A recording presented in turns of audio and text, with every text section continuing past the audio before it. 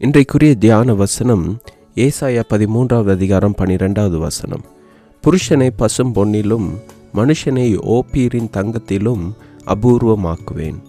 மனிதன் தன் தூய்மை, கண்ணியம் மற்றும் நேர்மையான குணத்தை பேணி வளர்த்தால் அவனுடைய மதிப்பும் அதனால் தேவனுக்கு கிடைக்கப் போகும் மகிமையும் எவ்வளவு பெரியது என்பதை சிலரே உணர்கிறார்கள்.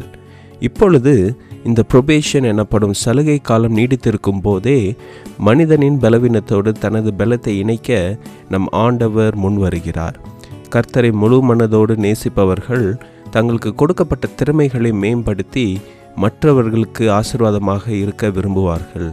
சீக்கிரத்தில் வரப்போகும் கிறிஸ்துவின் உதடுகளிலிருந்து, என் பிதாவினால் ஆசீர்வதிக்கப்பட்டவர்களே வாருங்கள், உலகம் உண்டானது முதல் உங்களுக்காக ஆயத்தம் பண்ணப்பட்டிருக்கிற ராஜ்யத்தை சுதந்திரித்து கொள்ளுங்கள், மத்தேயு 25:34 என்ற வார்த்தைகள் இனிமையான இசை போல அவர்களின் காதுகளில் விழும்.